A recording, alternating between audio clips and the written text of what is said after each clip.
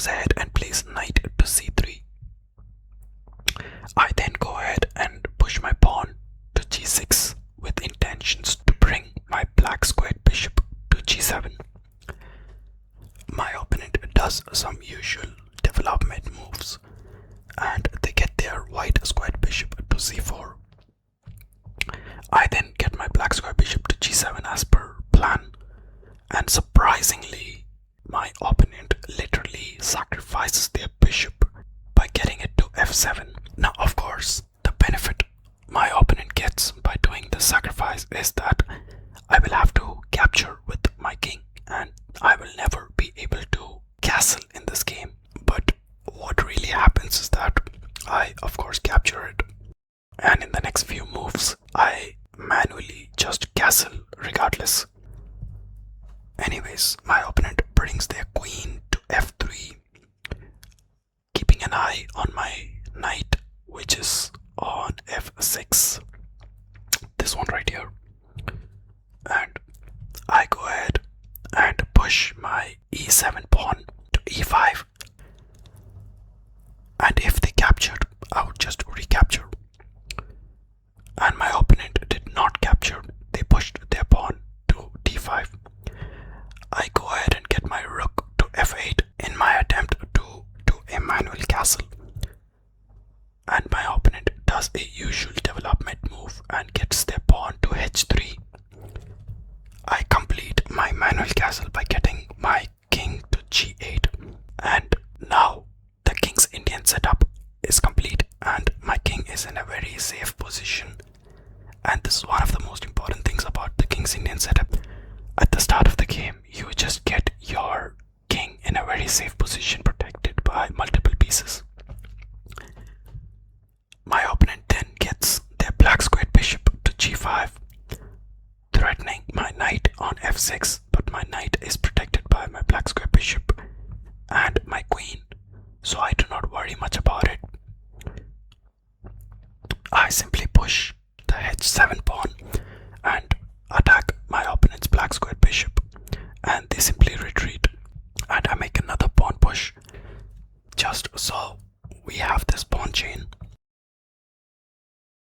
and my opponent goes ahead and castles, and then I push my pawn from c7 to c6, and my opponent does a pawn push as well from g2 to g4, and then I make a move which actually ended up being one of the best moves in this game because it prevented a lot of bad things, and that move is pawn from h6 to h5. Now you might look at this move and wonder, wait, did he just hang a pawn? In fact, did he just hang two pawns? Because both of these pawns are unprotected, and this guy could simply take here, and this black squared bishop can simply take here. And then you might wonder, why did I make this move? Now let me tell you why. Let's assume I did not make this move, alright? Let's assume I made some other move. What would have happened is, my opponent would have pushed this pawn, and what would happen is that I would have to capture it, and if I do capture, that would open the h file for their rook, and if I don't capture, the pawn that is on h4 would simply capture my pawn which is on g5 and pose a threat to my knight, at the same time again opening the h file for their rook. And hence, if I did not make this move, they would have simply pushed their pawn and their rook would get an open file, and their queen and their bishop would attack this pawn on h6, and that would be the end of my king's defense. And hence I made this move. In hindsight, it looks like the most normal move ever, but this was actually the game winning move.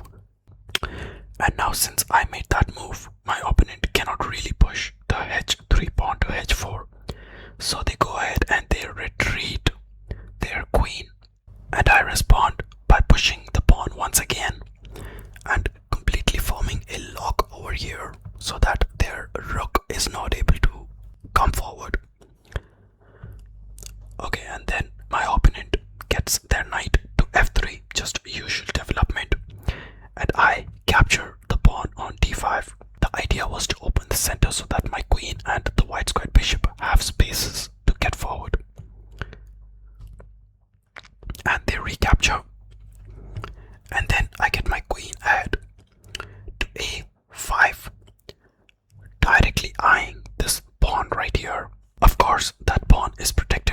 this knight, so I cannot really make an attack right now, but placing my queen here is actually a good move because that would allow me to go ahead in the future.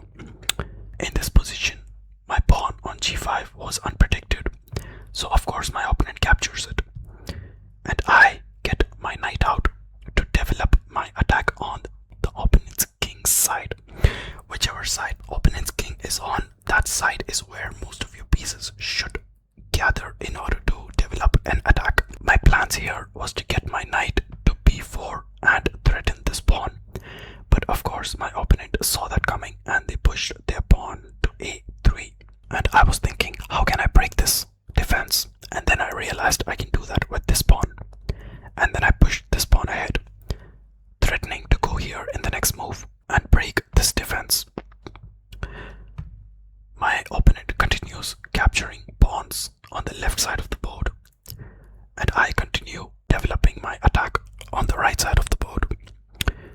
My opponent of course captures, and I immediately give a check with my black squared bishop.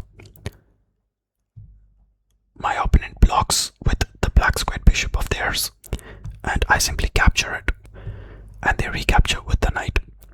Now this is where I make the first attacking move, which actually penetrates through my opponent's defense, because bear in mind my queen is actually under attack, and I was just able to keep it here because I was giving checks on this side of the board. Now it's time for me to get my queen ahead. I go ahead and give a check. My opponent could have blocked it with this knight, which might have been better for their king, I'm not sure, but they went ahead and just moved their king away, and that leaves space for their rook to attack my queen. And I have to move my queen right now, so I go ahead and capture this pawn because that was free. And then my opponent gets their queen to d3 in an attempt to eye on this diagonal and come closer to my king in order to give a check.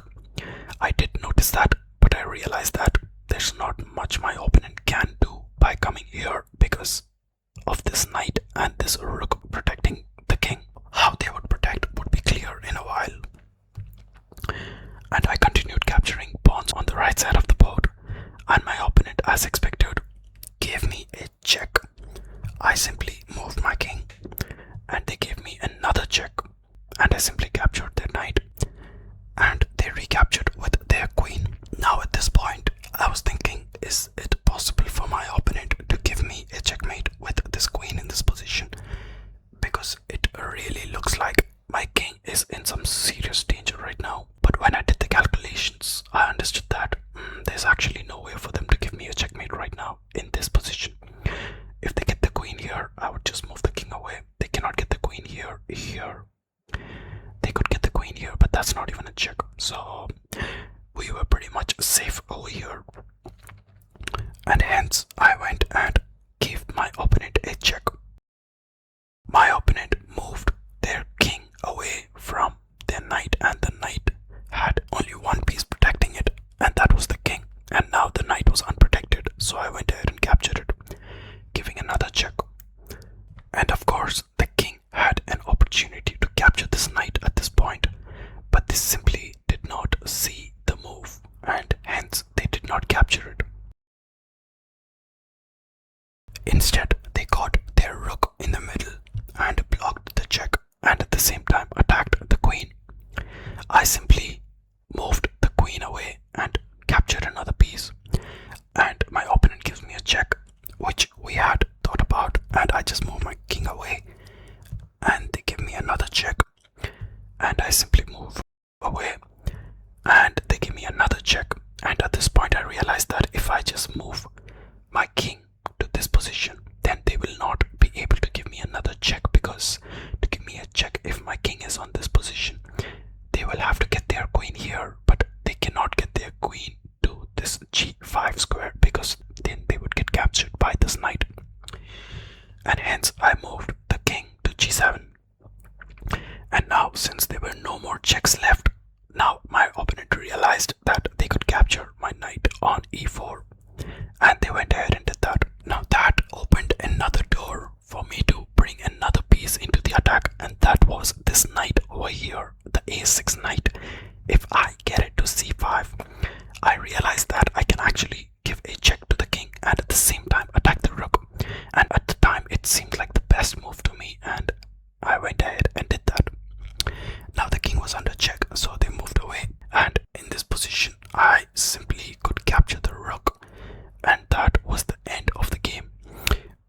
once I capture the rook, the king cannot really go here.